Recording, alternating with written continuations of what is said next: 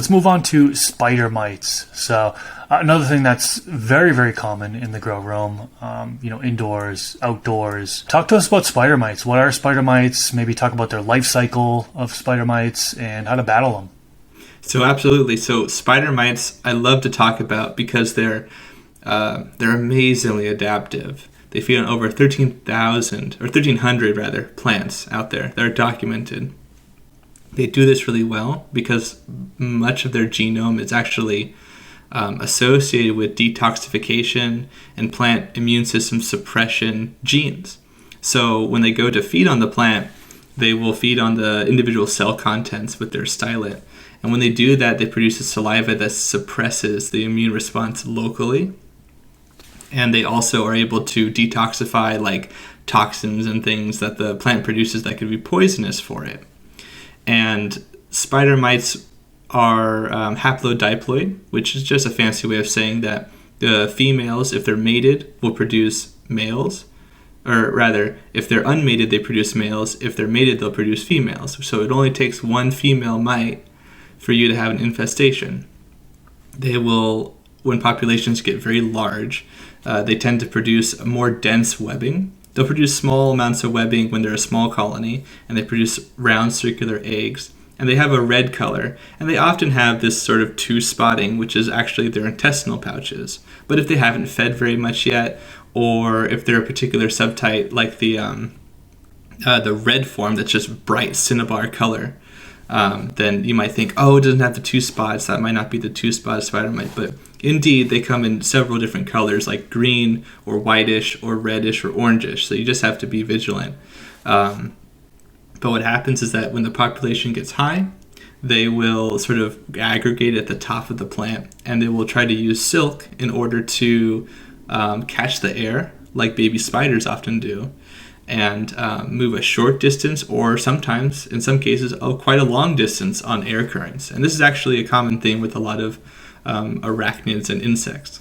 Gotcha. And then they lay their eggs underneath the leaf, right on the bottom part of the leaf. So, oftentimes a general practice is to inspect the leaves on a daily basis, and looking the underside of the leaves. These are small enough to where you're going to need a little handheld microscope, right?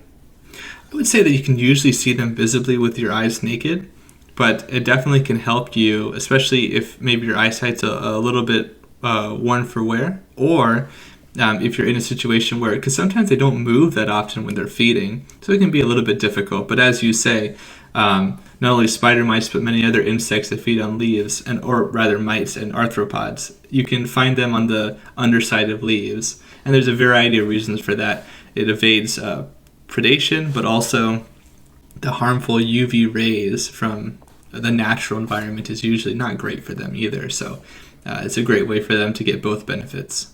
In regards to combating them, spraying, a lot of people like to use sprays to combat them, whether it be in veg. Sometimes when you get up to flower, people don't want to spray at all. Do you have any recommendations for sprays they should use, and like how often? I know we talked about application rates a little bit, but can you give us a little bit of background on the sprays that can be used?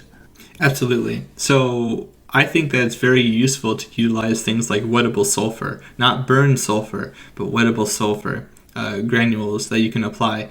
It's really great with plants that don't have some sort of like if they have delicate flowers that you're trying to, so avoid damaging. Sometimes you can use this and you won't have a problem as much as you have with some harsh chemistry potentially, or harsher chemistry. But it really is plant dependent.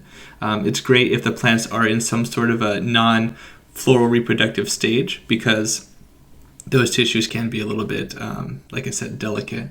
And if you apply to like a houseplant or something like that, you can get good coverage pretty easily. And this sulfur is also going to be really well to do against not just spider mites, but other sorts of insects that we'll talk about later. So I like to use that because it's very cheap, very affordable. You can get it in most places. So that makes it a very ideal thing to apply. You can also use other chemistries as well, but for the most part, I find that to be a pretty useful one to utilize, that you can have access to that's non-commercial at least. Is it safe to spray on flowers too, or no? It depends on the flower we're talking about. In my experience, even in commercial settings with ornamental plants, woodable sulfur worked pretty fine as long as we didn't get too randy with the level. We even sprayed it on Gerbera daisies, lilies, roses. We didn't have a problem really. Some spray roses, maybe if they're very young, could be negatively affected. Okay, and then medicinal varieties?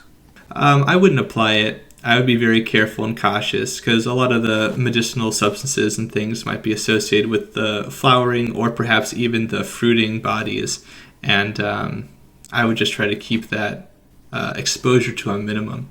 Okay. And then one last thing, environment for spider mites. I've heard they thrive in, correct me if I'm wrong, warmer conditions. Would it make sense to potentially, if you have a spider mite infestation, to lower the temps temporarily to try to reduce the reproduction or anything like that? Oh, that's a good point. I've had people ask me that several times. I think that generally you probably don't get too much of a benefit out of it, especially for using some sort of an application very quickly. But you're absolutely right that they are associated with higher temperatures.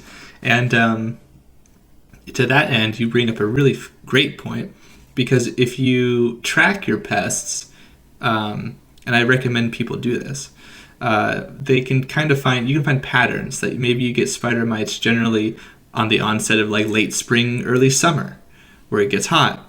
And so if you know that already, you can kind of get yourself ready for that potential ingress seasonally. And that can be very, very useful in my experience. This clip is brought to you by AC Infinity. Use discount code MrGrow at 15 to save on any of their products.